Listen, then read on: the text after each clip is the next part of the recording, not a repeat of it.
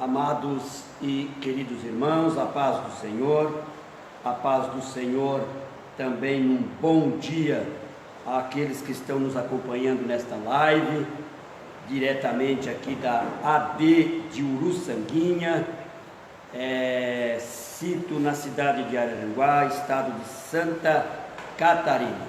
Nós estamos aqui para fazer, juntamente com os irmãos, a nossa segunda lição, a lição que nos traz por título a provisão de Deus em tempos difíceis. Mas eu primeiro quero fazer uma oração, juntamente com os irmãos que estão aí na live, juntamente com os irmãos que estão aqui na igreja do Senhor. Vamos nos colocar em pé, amados e queridos irmãos. Depois eu estou fazendo a primeira parte, e depois o nosso presbítero irmão Ezequiel vai ser o nosso professor desta manhã maravilhosa, com chuva, frio, mas não tem problema, estamos aqui. A gente sempre tem dito que se Deus vier com chuva, Ele vai pegar muita gente dormindo. É verdade. O sacrifício de Deus, ele tem que ser feito em qualquer hora, qualquer momento, não importa, amados. Estamos então aqui na casa de Deus para fazer a nossa parte. Querido Deus, muito obrigado, Senhor, por mais esta manhã maravilhosa. O Senhor nos deu o dia maravilhoso para estarmos aqui. O Senhor nos conhece, o Senhor sabe cada capacidade dos teus filhos, Pai. Por isso, Senhor, guarda os teus filhos nas tuas mãos.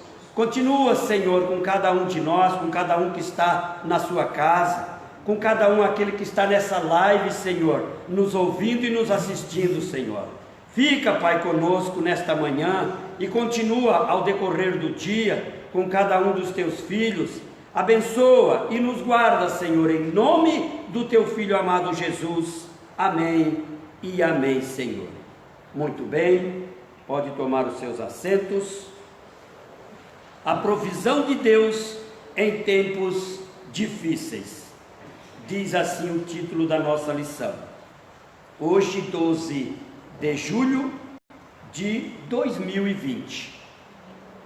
O texto áureo nos diz assim: e o mundo passa, e a sua concupiscência, mas aquele que faz a vontade de Deus permanece para sempre. A verdade prática nos diz assim: a igreja de Jesus Cristo é o farol para o mundo em trevas e decaído. Aleluia. Vamos então na leitura bíblica em classe. Aquele que não tem o livrinho, a leitura, nós vamos estar lendo a Bíblia Sagrada, que está em Êxodo, no capítulo 16. Êxodo, capítulo 16, do versículo 1 ao 15. Capítulo 16 de Êxodo, versículo 1 ao 15. Versículo 1, então, começa assim a leitura. E partidos de Elim, toda a congregação dos filhos de Israel veio ao deserto de Sim, que está entre Elim e Sinai, aos 15 dias do mês segundo, depois que saíram da terra do Egito. E toda a congregação dos filhos de Israel murmurou contra Moisés e contra Arão no deserto. E os filhos de Israel disseram-lhes: quem dera que nós morrêssemos por mão do Senhor na terra do Egito, quando estávamos sentados junto às panelas de carne, quando comíamos pão até fartar, porque nos tende tirado para este deserto, para matardes de fome a toda esta multidão.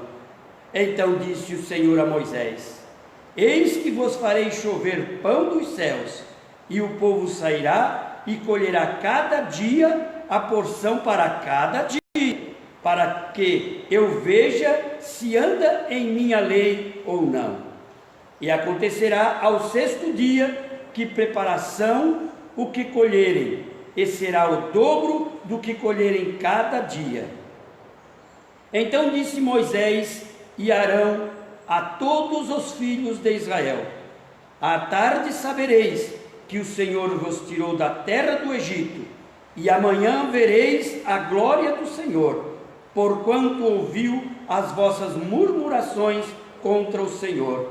Porque quem somos nós para que murmureis contra nós? Disse mais Moisés: isso será quando o Senhor à tarde vos der carne para comer, e pela manhã pão a fartar, porquanto o Senhor ouviu as vossas murmurações, com que murmurais contra ele. Porque quem somos nós?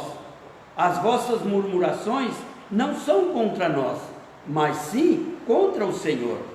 Depois disse Moisés a Arão: dize a toda a congregação dos filhos de Israel: chegai-vos para diante do Senhor, porque ouviu as vossas murmurações. E aconteceu quando falou Arão a toda a congregação dos filhos de Israel, e eles se viraram para o deserto, eis que a glória do Senhor apareceu na nuvem. E o Senhor falou a Moisés, dizendo: tenho ouvido as murmurações dos filhos de Israel. Fala-lhes, dizendo: entre as duas tardes comereis carne, e pela manhã vos fartareis de pão, e sabereis que eu sou o Senhor vosso Deus. E aconteceu que à tarde subiram codornizes e cobriram o arraial, e pela manhã jazia o orvalho ao redor do arraial. E alçando-se o orvalho caído, eis que sobre a face do deserto estava uma coisa miúda, redonda, miúda com a geada sobre a terra. E vendo-a os filhos de Moisés: este é o pão que o Senhor vos deu para comer. Aleluia, aleluia. Graças a Deus, amados e queridos irmãos. Muito bem, vamos nos colocar de pé. Quero chamar o irmão Ricardo aqui, fazer uma oração para passar para o nosso professor da nossa lição. Bom dia, irmãos, a paz do Senhor a todos. Amém. Estou em casa, para a igreja. Vamos orar então. Ó Pai amado, nosso Deus, te pedimos nessa manhã, Pai, a sua palavra, Jesus Cristo, para que venha edificar a nossa caminhada espiritual. O Senhor venha dar toda a liberdade ao nosso professor hoje para falar com nós, Pai, da tua palavra, que nos ensine e que nos mantenha na palma da sua mão para fazer a sua vontade, Jesus. Te agradecemos hoje. Amém. Amém.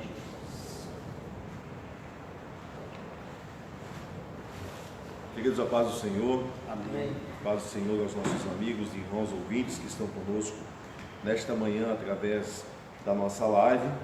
Estamos aqui na aldeia do Sanguinha, Araranguá, sob bastante chuva. Essa madrugada foi bastante chuvosa e a chuva persiste e continua, mas nós estamos aqui na casa do Senhor para louvar e agradecer a Deus por tudo quanto Ele tem feito por nós, pela vida, pelo ar que respiramos e por tudo que o Senhor tem nos proporcionado. Só temos que agradecer ao Senhor, né? O motivo de nós primeiro estarmos com vida. Estamos vivos e por estarmos vivos ainda há a oportunidade de lutarmos e batalharmos, e o Senhor tem nos proporcionado isto. Glória a Deus por isso, né?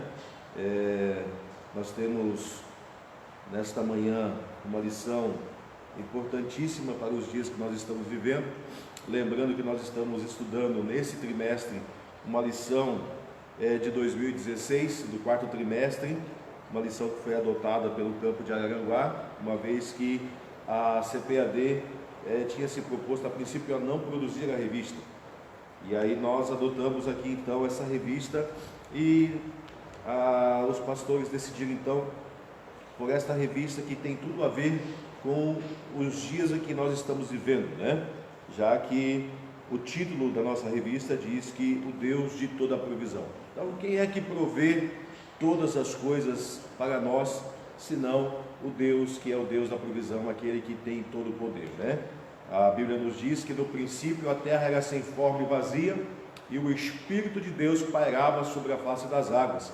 E Deus veio então criar a terra como ela foi criada no princípio, bela, formosa, boa, perfeita e agradável. Deus proveu um casal para estar ali no jardim, e para eles proveu também tudo o que eles precisavam. Esse é o Deus que nós servimos, um Deus que não nos abandona, um Deus que não nos deixa, muito pelo contrário, somos nós que corremos para longe de Deus e depois ficamos perguntando por que Deus nos deixou, quando na verdade somos nós que nos afastamos dele. Então, o nosso caminho é estar mais perto de Deus, é correr mais perto do Senhor. E quando a gente faz o contrário, acontece coisas terríveis nas nossas vidas e a gente fica se perguntando por quê. Então, para nós adentrarmos um pouquinho aqui dentro da nossa lição desta manhã, o texto áureo nos diz assim: o mundo passa e a sua concupiscência, mas aquele que faz a vontade de Deus permanece para sempre. Está lá na epístola de 1 João, no capítulo de número 2, o versículo de número 17. Vamos voltar um versículo antes, João 2,16, primeira epístola de João diz: porque tudo que há no mundo, a concupiscência da carne, a concupiscência dos olhos e a soberba da vida, não é do Pai, mas do mundo. Então, a vontade de fazer somente aquilo que a carne quer, a vontade de fazer somente aquilo que os olhos querem, e de vontade de ter somente aquilo que a vida pode te proporcionar, essas vontades nos fazem nos distanciarmos mais de Deus, porque são soberbas essas coisas. É por isso que o texto começa que o mundo passa, essas concupiscências. Então, a concupiscência dos olhos passa, a concupiscência da carne passa, e a soberba da vida também passa. Então a gente tem que, a única coisa que permanece para sempre, irmãos, é a vontade de Deus. Amém, queridos? Vamos um pouquinho mais adiante aí, então, para nós adentrarmos aqui a nossa lição, que vai nos trazer um assunto até interessante: a provisão de Deus em tempos difíceis. E quem é que não passa por tempos difíceis? Quem é que não passa por provas? Quem é que não passa por lutas? Mas o Deus de provisão, se nós não deixarmos Ele, muito pelo contrário, se nós invocarmos, se nós buscarmos a Sua presença, por certo Ele estará conosco em todos esses momentos, seja nas lutas, nas provas, nas dificuldades, e Ele vai prover aquilo que nós precisamos. É importante a gente salientar que a provisão de Deus para as nossas vidas é sobre a nossa necessidade, e aí a gente tem que entender quais são as necessidades que sobrevêm e quais são aquelas necessidades que nós buscamos, porque muitas vezes a gente acaba cavucando um poço para tentar achar água no lugar onde não dá água. A gente vai cavar um poço no deserto, a gente sabe que no deserto não tem água.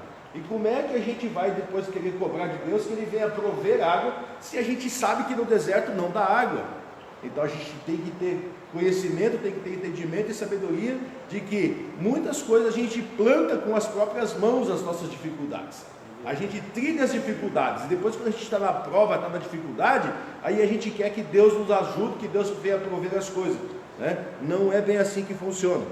Tem coisas que o homem faz que é da sua própria vontade de fazer, em que Deus não aprova ele estar fazendo aquilo, mas o homem ele tem um livre-arbítrio para fazer aquilo que ele quer, mas ele também tem que arcar com as consequências disso tudo. Amém, meus queridos irmãos? Então, tem coisas que a gente, vamos colocar assim, coisas que a gente compra que a gente não precisaria estar comprando, e a gente compra pelo impulso, porque a gente tem o dinheiro na mão, e às vezes depois passou aquele tempo ali, você diz assim: não precisava daquilo, e gastei o meu dinheiro em vão. Então, eu estava assistindo o pastor Bete conversando, e ele disse assim: tem gente que pega o cartão de crédito e sai gastando a tudo quanto é direito, aí lá no final das contas ele não consegue pagar o cartão de crédito. Ele: Deus me ajuda. Não, a gente tem que ter conhecimento, tem que ter sabedoria, a gente não pode gastar mais do que ganha, e não pode gastar tudo que ganha também, Em tempos difíceis é tempo de a gente aprender a economizar, é tempo de a gente pensar em guardar. Vamos lembrar aqui de um homem que a Bíblia chama de José. Esse homem, ele operou através de Deus, e Deus operou através dele no Egito num momento difícil, porque Deus havia dado um sonho para Faraó. E esse sonho dizia que haveria uma grande fome sobre a face da terra naqueles tempos, e precisava de fazer alguma coisa. Deus usou José de tamanha sabedoria, deu a interpretação dos sonhos para ele. Ele poderia simplesmente ter dito assim: olha, está aqui o sonho, vocês façam o que vocês quiserem. Ele deu a interpretação para José, né? E nesse momento de crise que eles iam passar, aprove que José, usado por Deus com sabedoria, mostrou para Faraó que ele deveria guardar aquele mantimento, aquele tempo, porque haveria um tempo em que todos estariam indo buscar no Egito. Isso é sabedoria de Deus nas nossas vidas. Então, se a gente ganha 1.000, a gente não pode gastar 1.500, a gente não pode querer gastar os 1.000. A gente tem que sempre ter uma reservinha. Irmão Ezequiel, é muito difícil, irmão Ezequiel. Nos tempos em que nós estamos vivendo, mal dá para a gente comer. Irmãos, a gente tem que muitas vezes apertar o cinto. Muitas vezes a gente tem que dar uma apertada aqui, não dá mais aqui o buraquinho da cinta, a gente faz mais um buraquinho para lá, né? Fica mais bonito, magrinho, mas a gente tem que aprender a economizar, tá? É difícil, não é fácil. A gente não tem, né, estudos voltados para isso, tá? Hoje as pessoas que estudam para isso buscam somente as empresas, não buscam as pessoas. Elas pensam mais em que as empresas precisam estar de pé, mas a educação financeira, ela cabe dentro dos nossos dias, e dentro das nossas igrejas também a gente precisa ter essa educação financeira, saber guardar, porque o tempo vem e a gente precisa ter isso guardado. Amém, meus amados irmãos? Para não ficarmos dependendo muito dos outros. A coisa mais difícil hoje é a gente ficar dependendo do governo, dependendo do SUS, dependendo disso, dependendo daquilo. Se a gente puder guardar um pouquinho. Então, os tempos são difíceis. E o Deus da provisão, Ele age no tempo difícil.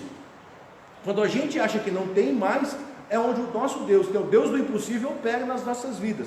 Principalmente na vida daqueles que são fiéis a Ele. Nós já vimos ali a leitura em classe que vai falar sobre o povo de Israel, né? O povo que estava no Egito. Deus tira o povo do Egito, leva o povo para uma terra onde Ele disse que manaria leite e mel, onde o povo não teria necessidade de nada, não precisaria de nada. Deus ia prover tudo para eles naquele lugar. Mas o que acontece com aqueles quase 3 milhões de pessoas que saíram do Egito? No meio do caminho, irmãos, eles começaram a fazer o quê? A murmurar. Então, o caminho do Egito até a terra que Deus falou para eles, era um caminho bem curtinho, sabe? Era um caminho que dava para fazer tranquilamente ali, ó, a pé, com aquele monte de gente todo. Olha, vamos colocar assim, para estourar assim, 30 dias, de tão pertinho que era. Mas o povo demorou 40 anos, rodeando em volta, assim, ó, fazendo círculo em volta daquilo que era para eles. Mas qual foi o principal motivo, né, de eles entrarem nesse círculo? A murmuração. E é isso que nós temos que ter cuidado, porque as dificuldades vêm, e aí, como eu disse, a gente vai se levantar sempre em cima de alguém. Vamos botar a culpa sempre em alguém. A gente nunca vai reconhecer que a falha é nossa. O povo lá, eles murmuravam diretamente contra Deus. E a murmuração para Deus, ela é pecado. É pecado ficar murmurando contra Deus. E a gente murmura de tudo. O ser humano, ele parece que já nasceu murmurando. Se ele não nascer e não chorar lá na hora do parto, não está bom para ele. Ele tem que chorar, dizer: eu não queria vir, e agora eu estou aqui, e agora vocês vão ter que cuidar de mim. Então a gente tem que tomar muito cuidado. E o povo, ele sofreu, o povo padeceu por causa da murmuração, porque não souberam entender o propósito de Deus. E Deus era tão compassivo, né? Deus foi tão assim, tão paciente com eles, que mesmo eles murmurando, Deus ainda provia aqueles que eles estavam precisando. Faltou, primeiro eles estavam em frente ao mar, e ali em frente do lado das muralhas e tal, e ali vinha o exército de Faraó. A primeira murmuração: vamos morrer aqui? Por que a gente saiu de lá para morrer aqui? Deixasse a gente morrer lá, então se é para morrer na mão de Faraó, vai trazer a gente para morrer no deserto e ficar enterrado aqui. Já se levantaram ali contra Deus. E Deus proveu o quê? Proveu que o mar se abriu, o povo passou a pés enxutos, chegaram do outro lado. A Bíblia diz que o mar se fechou e engoliu o exército de Faraó. Foi a primeira providência de Deus para a vida do povo de Israel, a libertação daquele momento de guerra, daquele momento de aflição, daquela perseguição. A partir dali, veja só, nós vemos que eles não teriam mais Faraó atrás deles. eles não seriam mais perseguidos. Não era tão fácil agora simplesmente somente seguir a vontade de Deus, somente deixar Deus guiar os passos deles para o lugar onde Deus havia prometido para eles. Mas bastou vir a primeira prova, tá? E aí eles já murmuraram de novo, porque agora eles estavam com sede. Mas por que nos trouxeram para morrer aqui de sede? Essa água amarga que tem aqui a gente não pode beber, senão a gente vai morrer. Aprove a Deus deixar água boa para eles beberem ali. Tomaram água, daqui a pouco de novo, estamos com sede, não tem água, e lá vem Deus de novo. E o povo não se satisfaz com isso. Então a gente, o ser humano, ele já tem dentro dele o descontentamento com as coisas também. É por isso que quando a gente aceita Jesus, o Espírito Santo ele entra e começa a fazer umas mudanças na vida da gente. A gente passa a ser assim, uma pessoa mais tranquila, uma pessoa mais pacata, uma pessoa mais calma. A gente começa a aceitar as coisas com mais facilidade.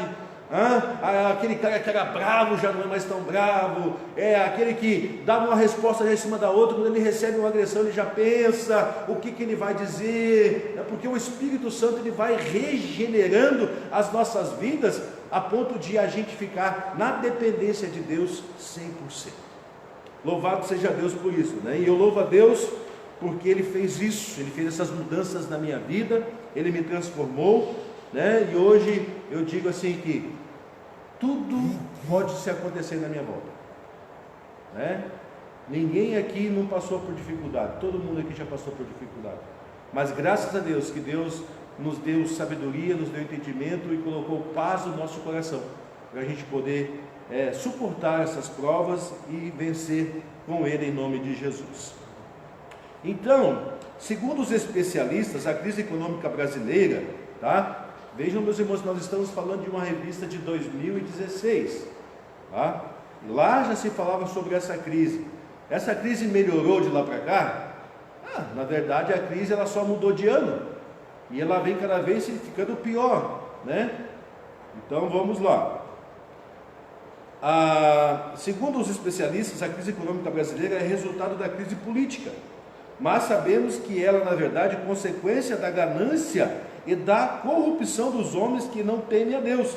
É resultado da queda. Contudo, não importa o tamanho e a extensão da crise que estamos enfrentando, Deus tem sempre uma provisão para o seu povo. Então aqui, né, o comentarista deixa para nós aqui essa introdução, pequena introdução, dizendo que isso não é só no Brasil. A nível mundial, a crise, né, não é política, porque a política não se faz sozinha. A política é feita por homens. E porque são feitas por homens, né, os homens são corruptos. Querendo ou não, o homem é corrupto. O homem só deixa de ser corrupto, e a gente acredita que isso pode acontecer quando ele é regenerado por Deus, né? Quando ele é regenerado pelo Espírito Santo, então mesmo na oportunidade de ser corrupto, ele permanece fiel e não se deixa corromper, porque existe a ganância, e as pessoas que têm essa ganância dentro de si, a tendência é de que elas vão fazer de tudo para conseguir mais. E qual é a briga, qual é o maior embate hoje político, né? Dentro do nosso país e dentro do mundo globalizado que a gente vive? É o poder. É o poder de dizer assim, eu decido, eu faço o que eu quero, vai ser do meu jeito, isso daqui é meu. A ganância de poder ter, né? A ganância de poder mandar, de querer ser maior, né? Naquele tempo, né, há 4 anos atrás, a briga era pelo petróleo, né, que é uma briga constante de poder. Quem dominar o petróleo domina o mundo. Hoje já não se fala mais tanto no petróleo, já estão falando muito mais das guerras, das grandes bombas, né? Os poderes bélicos, são continentes se armando. Existe a indústria, que é aquela que produz, e quem produz tem o poder de venda, o poder de gerar algum mecanismo que possa destruir em massa uma nação. Então, esse tipo de coisa faz com que o homem cresça na cabeça dele o desejo de ficar sempre maior, né? E a primeira rebelião nesse sentido foi no céu, porque o próprio Satanás, o Lúcifer, que era o anjo de luz ali, ele tentou no seu coração ser maior que Deus. A primeira corrupção, a primeira ganância, né? E isso ela desceu para a humanidade. Quando o Adão está no jardim com Eva, né, eles não tinham essa visão de querer ter o conhecimento pleno, mas veio então a tentação e induziu eles ao erro. A partir daquele erro, abriu-se os olhos e agora eles estão vendo todas as maldades e tudo o que é de bom e de bem. Então, o nosso adversário ele também trabalha nesse sentido. A lição vai nos dizer isso, que é ele trabalhando nos homens para que os homens então intentem para esse tipo de coisa. E a gente tem que tomar cuidado com isso. Vamos para a nossa introdução. Estamos vivendo em um mundo em crise, mas o reino de Deus não está em crise. Não podemos esquecer que não estamos sozinhos neste mundo tenebroso. O Senhor Jesus prometeu estar conosco até a consumação dos séculos. Mesmo vivendo em um mundo decaído, podemos contar com a proteção, provisão e cuidado do Pai Celeste. Então é a promessa de Jesus, né? Eis que estou convosco todos os dias até a consumação dos séculos, né? O reino de Deus, né, ele não tem como ser corrompido. E não é esse reino. O reino de Deus, ele é globalizado, é um reino grande. A igreja de Cristo, a igreja universal, ela jamais vai se corromper. Ela jamais vai deixar com que entre esse tipo de coisa dentro dela. Não é a igreja local, mas sim a igreja universal, porque dentro da nossa igreja local também existem pessoas que também têm essa tendência, né, de querer promover-se, de autopromover-se, e por causa disso também elas acabam fazendo o quê? Causando a corrupção, né? Cresce a arrogância, cresce a ganância. Então, quando a gente começa a falar em política, a gente não está falando de partido político, a gente não está falando de deputado, senador, não, a gente está falando de seres humanos dentro de uma política que é uma ordem de discutir assuntos, e cada um dentro da sua casa. O nosso assunto, igreja, também existe as mesmas coisas. Nós não estamos livres disso, até porque nós estamos inseridos no mundo, e por estarmos no mundo, a Bíblia diz que o mundo jaz no maligno. A gente está aqui se preservando, se cuidando, mas o maligno, se deixar, ele vai entrar aqui e vai fazer uma arruaça. É por isso que a gente tem que vigiar e orar em todo o tempo. Provisão divina em um mundo caótico, né? Um mundo deformado, né? Um mundo sem textura, um mundo sem visão, a provisão de Deus no deserto. Temos um Deus que supre as nossas necessidades. Então, durante 40 anos, o Senhor sustentou o povo do deserto. Todos os dias, com exceção do sábado, né, o Senhor ele mandava o maná, ele mandava codornizes para o sustento do povo. A provisão ele era diária. Não faltou água, alimento, roupa, calçados. Veja só que interessante isso, né? Você está no deserto 40 anos e você não produzia o alimento, você não produzia roupa, mas nunca te faltou nada. O povo caminhou, 40 anos, eles não perceberam que a roupa deles crescia conforme eles cresciam também. Irmão Eloy, que coisa interessante. 40 anos o povo não trocou de sapato. Era sempre o mesmo sapato. Era sempre a mesma calça, o mesmo vestido, a mesma camisa, né? Porque eles não produziam. Há um mistério de Deus muito grande, né, aqui dentro, que o povo não conseguiu entender. Todo dia descia o maná fresquinho, pãozinho do céu. Olha, vinha carne, estavam com fome, queriam comer carne. E codorniz da boa, né? Deus providenciava que vinha codorniz, eles só tinham que pegar a codorniz, botar na panela e comer. E não estava bom, irmão. Estava ruim. Sentindo falta de comer o que tinha na panela do Egito. Sentindo falta do melão, da melancia, do pepino, da cebola. Mas não conseguiram olhar e ver assim que Deus estava mandando um pãozinho todo dia de manhã. Quem que não gosta de levantar cedo e ir lá na padaria, pegar aquele pão quentinho, crocante, né? Pega uma boa manteiga, passa ali para ver derretendo e comer com um cafezinho fresquinho. E eles recebiam o pão fresquinho. A única vez que eles não recebiam o pão fresquinho, eles diziam assim: guarda hoje, porque amanhã vocês não vão ter. Olha só, Deus avisava. Guarda hoje, e não guarde para mais dias, guarde só para aquele dia especial, porque você não vai ter naquele dia. Se você guardar demais, vai estragar também. Então tem gente que gosta de fazer, tem despensa em casa, né? Aí vai lá e compra um fardo de arroz, um fardo de feijão, um fardo de açúcar, um fardo de trigo e tal. Isso também não pode. nesse tempo de pandemia, teve muita gente que estocou comida dentro de casa. Tem gente que está jogando comida fora porque estraga. A gente não tem como conservar isso guardado há muito tempo. Então, o nosso suprimento diário a gente precisa ter. Uma semana, 15 dias, não tem problema nenhum. Agora tem gente que quer estocar para 6 meses, quer estocar para 1 ano. Meu padrasto que dizia que se tem uma coisa que a gente tem que guardar, tá, que vai servir para a gente por muito tempo, é o sal.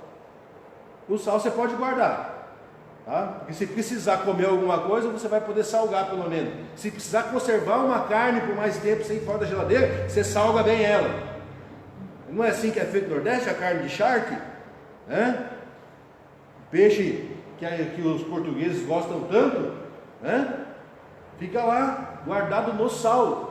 E aqui eu não sei se tem, mas os mais antigos, quando matavam um porco, por exemplo, que tiravam a banha do porco guardado numa lata, o que eles faziam com a carne?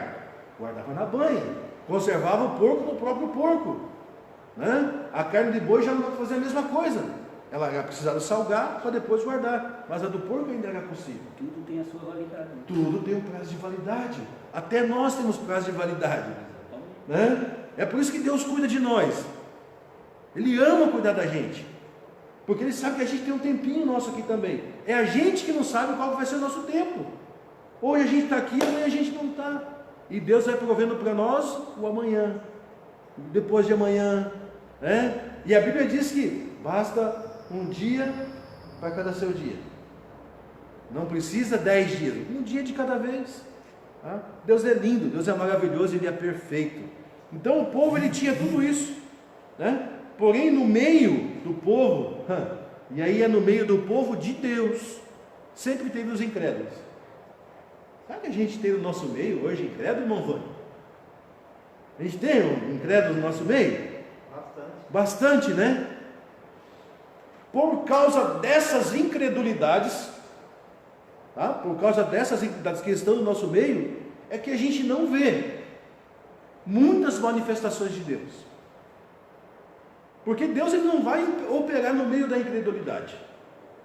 Aí as pessoas ficam igual a Tomé. Eu só acredito se vejo. Enquanto que a Bíblia diz que nós temos que acreditar para que aí nós possamos ver. Eu não posso querer ver primeiro. Tá? Então, Deus ele se manifesta no individual, né? Mas no coletivo ele já não opera mais. Por quê? Por causa da incredulidade. E aí a gente precisa crer. É impossível a gente alcançar de Deus se nós não cremos. Eu preciso procurar agradar a Deus. Como? Através do crer. A minha fé ela tem que estar acima de tudo. E se eu sou incrédulo é porque eu não tenho fé. E se eu não tenho fé, ou seja, não vai acontecer na minha vida. A minha fé não alcança, né? Então os israelitas não demonstraram gratidão pela provisão divina. Quantas pessoas ingratas? Ingratas. Ar para respirar, de graça. Sol que brilha para queimar a pele. Lua para clarear a noite. Chuva para molhar a terra. E aí nós conversávamos aqui agora de manhã, né, irmão Eloy? Há poucos dias a gente estava sofrendo uma seca. E aí o povo estava reclamando porque não chovia. E agora está chovendo bastante. Nos últimos 15 dias choveu mais de 200 milímetros. E aí o povo também reclama porque chove demais. A culpa é de quem? A culpa não é de Deus, irmãos. Existe um desequilíbrio na natureza, tá? E esse desequilíbrio é causado pelo próprio homem. Então, se não chove conforme deveria chover, é porque nós conseguimos promover alguma coisa e conseguimos desequilibrar isso. E se chove demais, é porque também houve alguma coisa e houve desequilíbrio. Então, a terra, hoje, o que acontece com a terra? Uma chuva que nessa de hoje, por exemplo, não vou dizer hoje porque já choveu alguns dias, mas a terra ela se satura. A terra ela precisa de um tempo para absorver essa água que cai. Então ela vai adquirir, ela vai absorver em torno de 30% a 40% nas primeiras horas de chuva.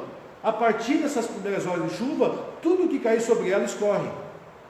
E aí essa água que cai, que é além do limite da terra absorver, vai para onde? Vai para dentro das casas. vai encher os rios vão transbordar, vai causar enchente, e aí o Deus que nós servimos é o culpado de tudo isso? Não, né?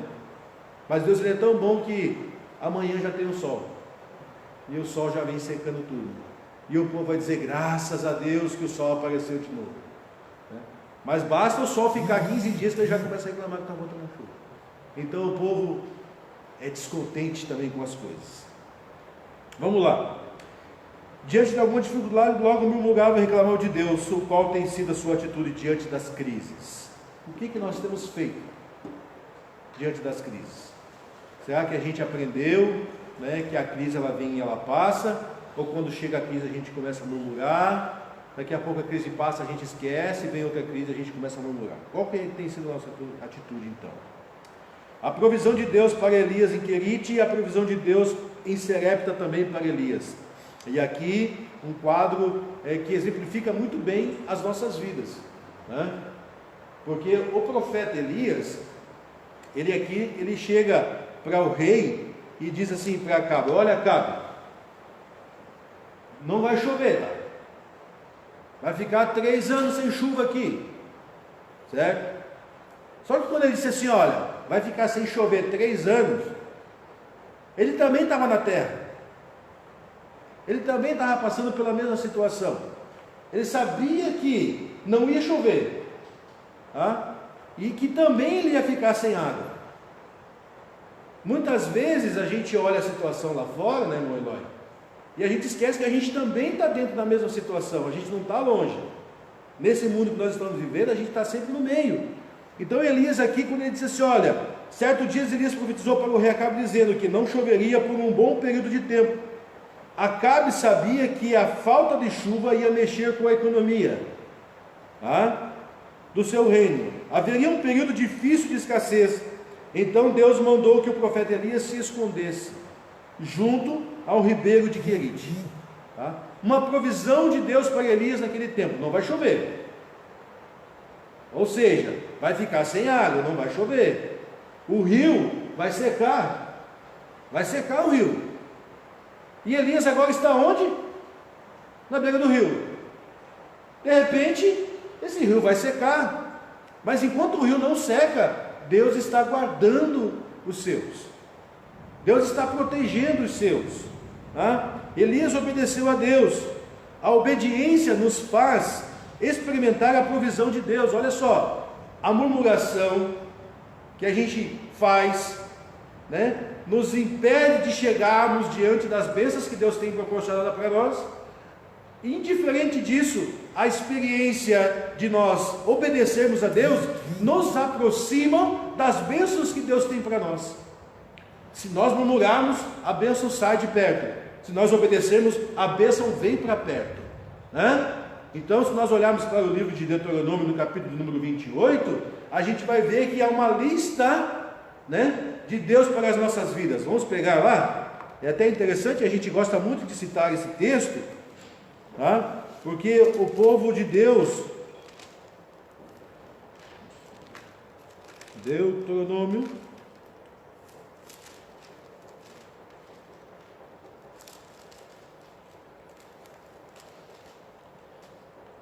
então Deuteronômio capítulo número 28, ele diz assim, ó, e serás que se ouvires a voz do Senhor teu Deus, tendo cuidado de quê? De guardar todos os seus mandamentos que hoje te ordeno, o Senhor teu Deus te exaltará sobre todas as nações da terra, tá? E todas essas bênçãos virão sobre ti e te alcançarão, quando ouvires a voz do Senhor teu Deus.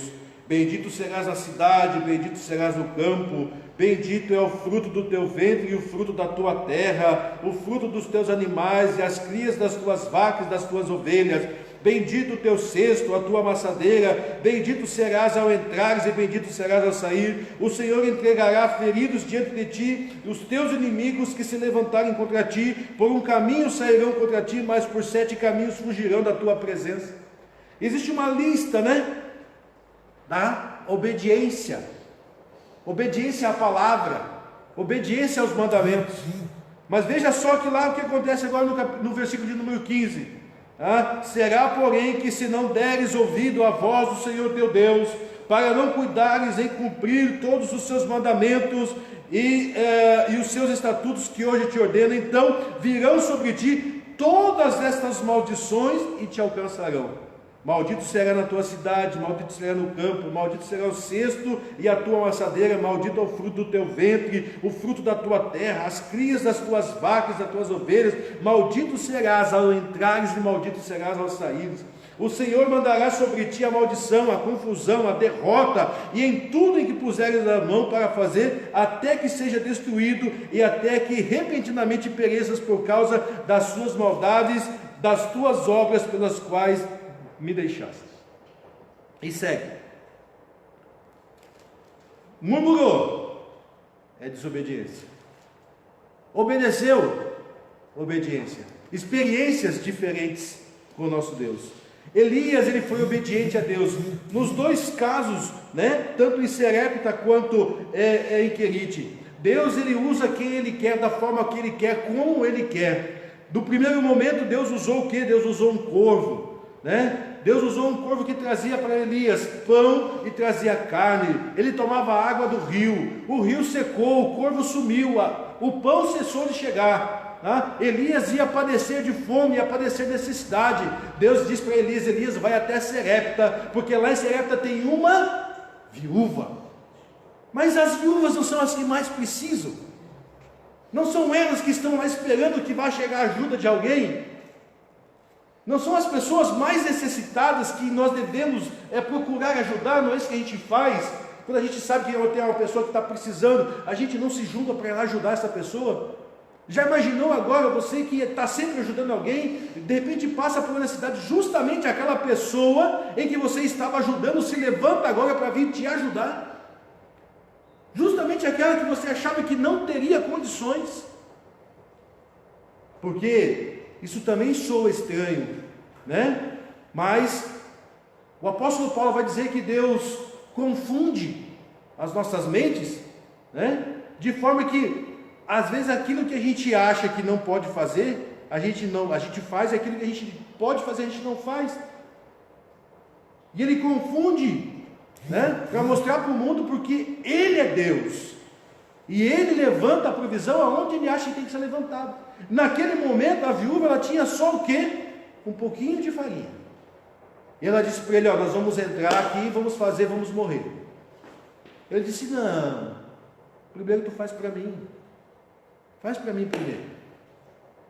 Aí depois a gente resolve o teu problema. Porque ele sabia o que Deus iria prover para aquela mulher naquele momento, né? Então a gente às vezes precisa agir, né, no nosso sobrenatural. Porque a gente age muito no nosso natural. A gente apaga o nosso sobrenatural. A gente não dá muito ouvido à voz do Espírito Santo de Deus quando a gente precisa fazer alguma coisa. E por não darmos ouvidos à voz do Espírito Santo é que a gente age no natural. E o nosso natural só vai fazer aquilo que de fato parece natural aos nossos olhos. Enquanto que com o Espírito Santo a gente vai fazer aquilo que é o sobrenatural de Deus para as nossas vidas, né? Então Deus depois ali leva ele para o riacho secou. Deus ordenou ao seu profeta que disse a aldeia de Serepta, tá? Aí depois Deus veio de forma inusitada. Deus havia utilizado corvos para alimentar, né? Aí no final a mulher acreditou na palavra do profeta. Para ver a provisão divina é preciso crer. Se cremos, nós veremos a glória de Deus. Se nós não cremos, nós não veremos a glória de Deus. Nós precisamos acreditar que Deus vai se manifestar. Se nós não acreditarmos, Deus vai se manifestar e a gente não vai ver. Isso que é o mais interessante. A gente sempre diz que Deus está aqui, quando eu e você estamos. Quando eu e você não estamos, não tem por que Deus está aqui. Ele está onde nós estamos. Mas nós precisamos crer que quando nós viemos aqui, Deus também está aqui. Aí tem gente que diz assim: ah, mas eu não vejo Deus. Você não vai ver, você não acredita que Ele está. Se você acreditar que Ele está, eu digo, Deus vai se manifestar através da sua vida. Deus vai começar a operar um milagre tão grande. Quando você vê, a igreja toda está sentindo a presença de Deus. E há uma liberdade para o Espírito Santo trabalhar e agir no nosso meio. A gente precisa crer, né? E a Bíblia diz, né? Jesus dizendo: ó, se vocês crerem, farão milagres maiores. Maiores. E os milagres maiores não estão acontecendo? Ninguém está fazendo? O mundo caótico. João, o apóstolo de Jesus Cristo, declarou qual a situação deste mundo. Sabemos que somos de Deus e que todo o mundo está no maligno. Satanás é o Deus desse século. Ele é responsável pelas diferentes tragédias que assolam a humanidade. Muitos podem dizer que as tragédias e as crises são resultados apenas da ação do homem. Mas não podemos nos esquecer que Satanás usa os homens para matar, roubar e destruir. Então, os frutos, né, de toda a maldade que hoje existe no mundo, tá, não é coisa só do homem e nem só do diabo, né? A partir do momento que ele conseguiu enganar Adão e Eva, as consequências disso são para sempre, até em que o dia em que o Senhor transformar o céu, transformar a terra em um novo céu e uma nova terra. Enquanto isso, essas maldades vão continuar por aqui. Quando que a maldade ela sai do mundo, desse mundo chamado homem? É quando há a inserção do Espírito Santo de Deus dentro do homem. Essa maldade, né, que veio, ele sai, dá espaço para que o Espírito Santo de Deus comece a trabalhar e a gente começa então a buscar uma vida, uma forma de viver diferente. Mas enquanto este mundo estiver no pecado, tá? E aí esse mundo, né, não é a terra e a natureza, esse mundo é maligno, a presença de Deus. Então o diabo agora ele tem todo o poder sobre a minha vida lá fora, porque o Espírito de Deus, a vontade de Deus não impera na minha vida. Quando eu agora venho para Cristo, os meus olhos são abertos, há a ação do Espírito Santo dentro da minha vida. Então agora Satanás ele perde o espaço de trabalhar através da minha vida, porém ele vai continuar tentando, ele não vai desistir, né? É por isso que a Bíblia diz que o nosso adversário ele anda bramando, né, como leão ao nosso derredor, procurando de todas as formas uma brecha para entrar e nos tragar. E aí Jesus vai dizer assim: ó, vigiai e orai para que não entreis em tentação. Ou seja, ele não disse orar e vigiar para não seres tentado. Ele disse vigiai e orai para não entrar na tentação. Por quê? Ele disse que nós seríamos tentados todos os dias. Então ninguém é livre da tentação. A gente tem que cuidar para não entrar na tentação e, além de tudo, permanecer na tentação, porque daí a queda é certa, é fatal. Mas se nós estivermos vigiando, orando, buscando a presença do Senhor constantemente, a tentação pode vir? Pode. Mas nós vamos ter o quê? O discernimento, vamos ter a ação do Espírito Santo para que nos cuide, né, de entrarmos nessa tentação. Porque o diabo ele não descansa, ele trabalha constantemente, ele trabalha 24 horas procurando acabar com as nossas vidas. É por isso que Jesus disse: o diabo vem matar, vem matar a nossa vida, o nosso corpo físico, ele vem roubar os nossos sonhos, vem roubar aquilo que a gente mais tem de prazer nesta terra, e vem para destruir. Então ele vem matar, roubar e destruir as nossas vidas. O que ele puder tirar de nós, ele vai tentar tirar. É por isso que a gente tem que orar e pedir sempre proteção de Deus, né, sobre as nossas vidas. Satanás então está aqui. Muitos podem dizer que as tragédias e as crises são resultado apenas da ação do homem, mas não podemos nos esquecer que ele está agindo através do homem. Então não é só do homem. O homem age, né, muitas vezes impulsionado pelos seus desejos, mas Satanás está ali, entrando na cabeça dele, tentando lhe fazer as coisas ruins. Então, vamos orar. O mundo globalizado. Com certeza você já deve ter ouvido falar a respeito da globalização, mas sabe o que significa? Existem vários conceitos, e aí nós temos um conceito aqui, né? É uma espécie de mercado financeiro mundial criado a partir da união dos mercados de diferentes países e de quebra das fronteiras entre esses mercados. A ideia de globalização surgiu da consolidação do sistema capitalista e dos seus objetivos é a padronização de ideias e valores. Inclusive nós tivemos aqui uma aula que a irmã Elba deu, falando só sobre isso praticamente, só sobre globalização. Tá? Então, esse conceito aqui já em 2016, já vinha até um pouco antes. Em 2016 eles já tinham esse entendimento da globalização, antes começou-se isso. O Brasil ele é adepto de uma parte da globalização quando ele resolve transformar a fronteira, no Mercosul, dizendo que a gente tem livre acesso aos países da América do Sul e vice-versa, os nossos produtos podem entrar e podem sair, ou seja, é uma área de livre comércio e a gente começa a trocar ideias, todo mundo que estuda, a gente vai estudar num país de lá, o país de lá vem estudar no país de cá, a gente começa a entrar nas culturas, a gente começa a trocar informações e o mundo vai se globalizando. Hoje, 4 anos depois dessa revista aqui, é enorme essa linha de globalização, a internet ela tomou uma proporção enorme no nosso mundo, hoje não se vive mais sem internet, isso é global, a gente se comunica com pessoas no Japão, instantaneamente, agora lá 9 horas da noite, a gente pega a internet aqui e fala com o pessoal que está lá e vice-versa. Então globalizou tanto, que o comércio entre os países se fortaleceram. Então os Estados Unidos, a China, o Japão, a África, então todos os países hoje, mais do que nunca, eles estão interagindo entre eles, o mercado de um depende do mercado do outro, e por aí vai, e as informações são trocadas, os bancos, veja a proporção que isso se tornou da globalização. Então hoje, mais do que nunca, essa ideia ela tomou uma proporção enorme, ela se difundiu. Nós temos o bloco econômico europeu, uma briga ali, mas a maioria dos países aderiram a isso, é um bloco muito grande. Um já saiu e daqui a pouco também vão querer voltar, o outro queria entrar, eles não queriam deixar. A América do Sul tem essa mesma briga dentro do Mercosul, onde um quer entrar, eles não querem deixar, o outro querem tirar um, mas os outros também não querem deixar.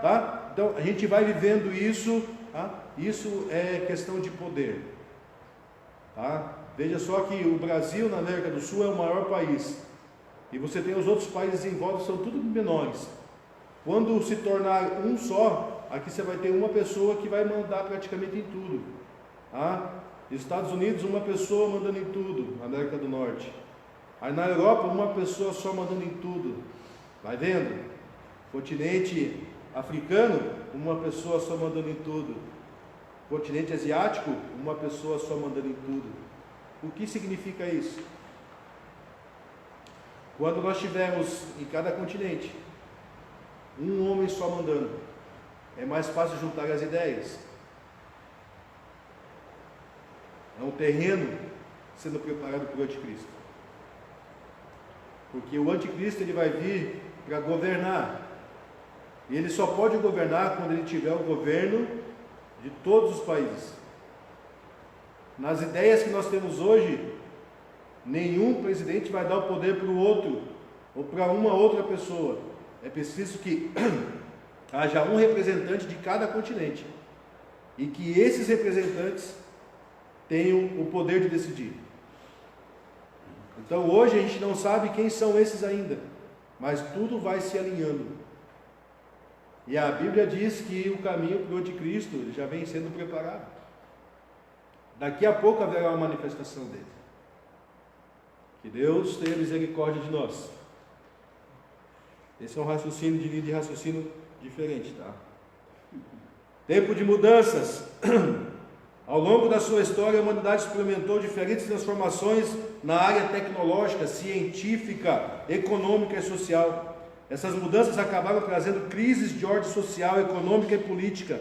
A era moderna foi marcada pelo avanço do conhecimento científico, pelo advento da industrialização, pela predominância da luta ideológica, especialmente pela expansão da fé cristã, como também pela proliferação de seitas e das religiões orientais.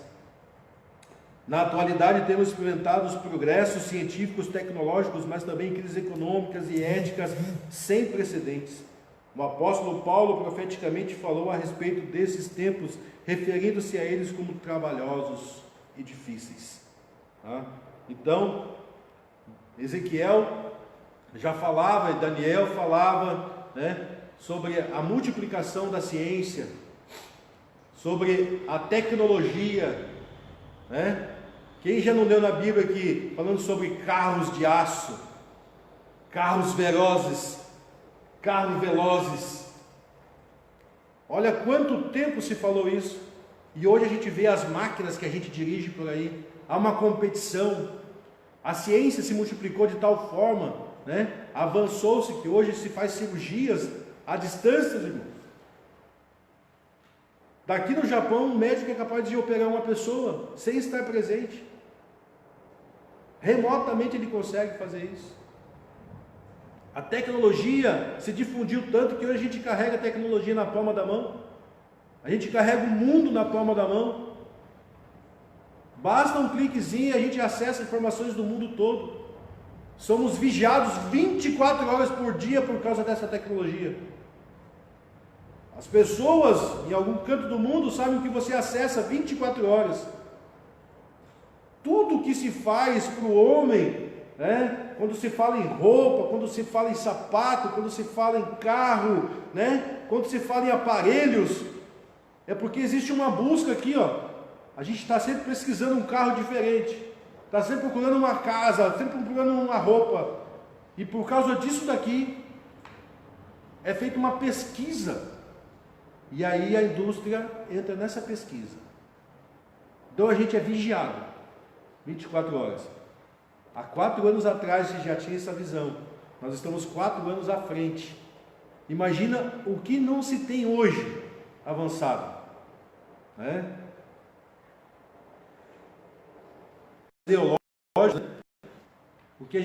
E eles... Aqui o comentarista ele busca justamente falar sobre as religiões orientais que têm tomado conta do Ocidente. Qual é a religião que mais cresce no mundo hoje? A religião islâmica. A religião muçulmana é a que mais cresce no mundo hoje. E da onde que ela é? Não é do Oriente? Vem avançando, e a gente não ouve falar. Eles vêm de mansinho, vão chegando quando vê. No Brasil existem milhões de adeptos dessa religião. A minha cidade é uma cidade que tem a maior etnia dessa religião.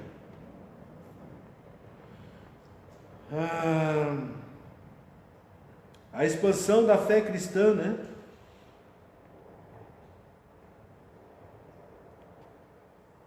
Vamos lá um pouquinho mais. Característica do mundo atual. Uma sociedade centrada no homem. O homem como centro de tudo. Tudo que se faz no mundo é focado no homem, e o homem sempre é o centro das discussões, né? Vivemos uma sociedade onde o antropocentrismo, ou seja, o homem como centro, né? Certo filósofo pré-Sócrates declarou que o homem é a medida de todas as coisas. Que coisa ruim. Vou medir a gente, né, meu irmão? Se tudo for feito só por baseado em mim, estamos perdidos, né? Mas enfim, tal ideia faz o homem o centro do universo. Olha só, né? Sabemos que o homem é falho e finito. Tanto somos finitos que a gente morre. E somos imperfeitos. Nós não somos perfeitos. Deus, o Criador e soberano, Deus o Pai tornou o seu Filho Jesus a razão. Então o homem perfeito, sim, esse sim é perfeito. Jesus Cristo. Jesus Cristo é perfeito. E a Bíblia diz que nós alcançaremos isso um dia. Mas quando nós alcançarmos essa estatura de varão perfeito, a gente não vai estar nessa terra, porque a terra hoje, a humanidade dessa terra aqui, ela é imperfeita. Não tem como. Paulo escreve aos Colossenses e afirmou: Ele é antes de todas as coisas, e todas as coisas subsistem por Ele, né? No princípio era o Verbo, e o Verbo estava com Deus, e o Verbo era Deus. deixou a forma de Deus para assumir uma forma humana, só para experimentar o que era? Não, para provar para o homem que o homem, né, não é nada, que ele precisava vencer, né, essa forma humana, para que pudesse nos defender também, para que pudesse agir em nosso favor. Os humanistas, na verdade, são amantes de si mesmo. E aí Paulo vai escrever, né, a respeito disso. Hebreus, não, Romanos?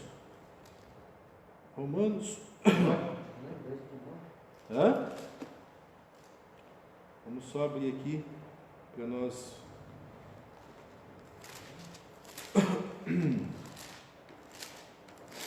Romanos, se não me falha a memória.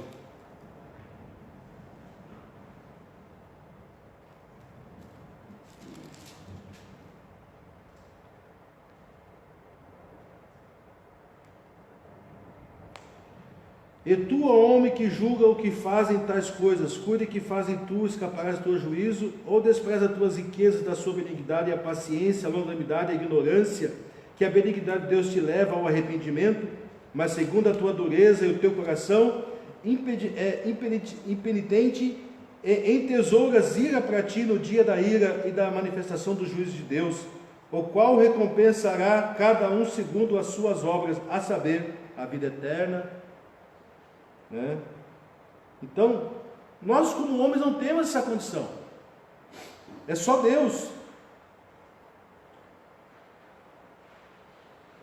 O homem como centro de todas as coisas, tudo que se faz é para o homem, pensando no homem, nada se faz pensando em Deus, nada se faz para Deus, né? A obra do Senhor, ela tem que ser feita pensando no Senhor, não pensando no homem. E infelizmente, né, a gente tem visto muitas pessoas querendo fazer essa obra, mas pensando em agradar o homem, e não pensando em agradar a Deus. Fazem pela recompensa que o homem pode dar, mas não pela recompensa que Deus proporciona. E eu digo que não existe maior prazer na face da terra do que fazer a vontade de Deus e fazer esta obra para Ele, sabendo que o nosso galardão não está aqui, nosso galardão está nos céus. E eu digo, se eu chegar no céu, não preciso receber nada mais, porque eu já cheguei no céu. A maior recompensa para nós é aquilo que Jesus disse: olha, estáis contentes para que o vosso nome esteja escrito no livro dos céus. Porque se o nome estiver lá escrito no livro do céu, é certeza de que você vai morar no céu, você vai estar com Deus.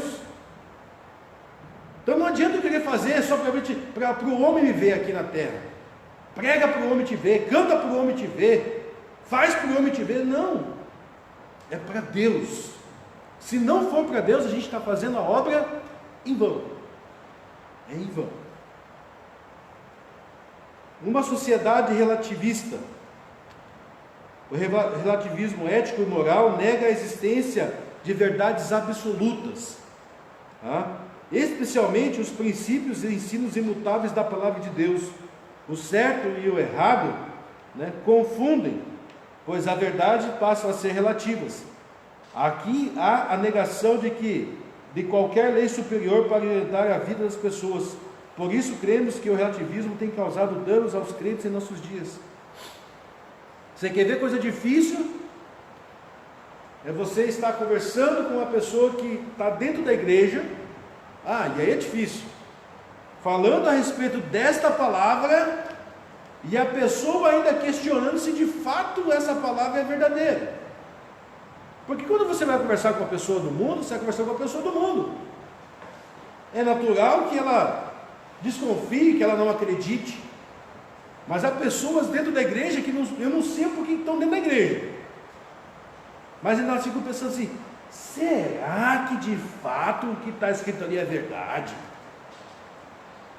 Há 2 dias atrás eu conversava com um jovem, e criado dentro da igreja, os pais e as mãe crente, E ele falava comigo a respeito desta palavra, e ele citava para mim o profeta Elias, citava para mim Moisés, citava para mim Abraão, citava para mim Jesus Cristo. Mas ele dizia assim: mas isso aqui foi escrito por homens, qualquer homem pode ter escrevido isso aqui. Eu disse: como é que pode uma pessoa que cita tudo isso está falando que isso daqui não é verdade? Então deixe de ler, não leia, porque você está se confundindo cada vez mais. Eu disse para ele: busque a orientação de Deus, peça ao Espírito Santo para que te esclareça isso e coloque no seu coração, porque eu disse para ele: eu acredito piamente no que está escrito aqui, porque se eu não acreditar, eu tenho que deixar de falar, eu preciso acreditar. E tem pessoas que já adquiriram hábitos de pregar isso daqui, mas pregam por pregar, já não acreditam mais, já não conseguem nem viver o que estão pregando. A verdade absoluta está na Bíblia Sagrada. Jesus é a verdade, e ele disse, João 14, eu sou o caminho. Se ele é o caminho, é porque o resto não é caminho, é simplesmente mais um desvio, é um beco sem saída.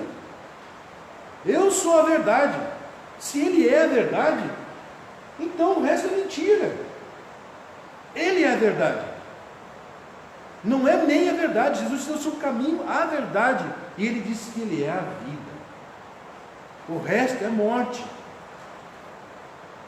E a Bíblia vai dizer assim, ó, há caminhos que aos olhos dos homens parecem perfeitos, mas então Jesus, ele te dá o caminho, ele é o caminho. Conhecereis a verdade, e a verdade vos libertará. Se não liberta, não é verdade, é mentira. Mas a palavra genuína, verdadeira, ela liberta, ela transforma. Ela liberta o homem do pecado, da escravidão do pecado, das garras do pecado, e livra o homem da condenação do pecado.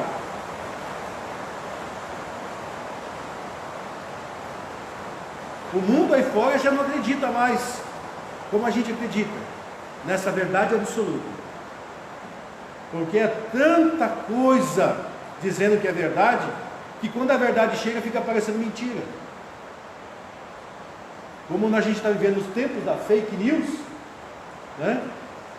Então tudo para eles hoje é fake news. Aí quando chegar a verdade de fato, eles dizem: não, é fake news também.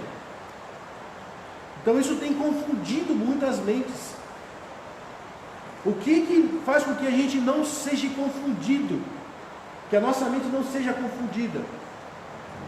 É a busca pelo conhecimento, a busca pelo entendimento. A verdade manifesta em nossas vidas pelo conhecimento.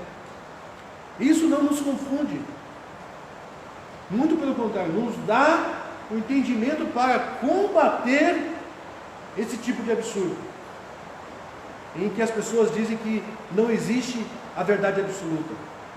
No mundo não existe a verdade absoluta, porque eu não sou dono da verdade absoluta, mas a palavra de Deus, ela é uma verdade absoluta.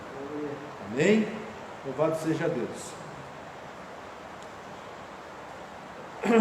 Então vamos lá para a secularizada, uma sociedade. Segundo o pastor Claudionor de Andrade, o secularismo é a doutrina que ignora os princípios espirituais na condução dos negócios humanos. Essa doutrina também perverte os nossos valores cristãos. Ela corrompe as verdades bíblicas para perverter a igreja e desviá-la da fé cristã, pois o secularismo valoriza a forma em detrimento do conteúdo. Então, o mundo secular valoriza o que é secular. Tudo para eles é o secular, tudo para eles é o que está no mundo, né? Enquanto que a Bíblia diz assim: buscar primeiro o reino de Deus e a sua justiça, o mundo diz assim: buscar primeiro as riquezas, buscar primeiro aquilo que você quer, tá? Não precisa se preocupar com isso daqui, tá? Então, quando você quer fazer alguma coisa, quando a gente, enquanto cristão, quer fazer alguma coisa, a gente coloca Deus em primeiro lugar, a gente busca a orientação de Deus, coloca na mão de Deus. O mundo não pensa assim, eu vou fazer do meu jeito, e se der certo Deus, se não der certo, acabou. Esse é o mundo secular. Nada de colocar Deus. Deus não está nesse negócio, eles dizem. Por que colocar Deus no meio? Não, a gente não coloca Deus no meio, a gente sempre coloca Deus na ponta.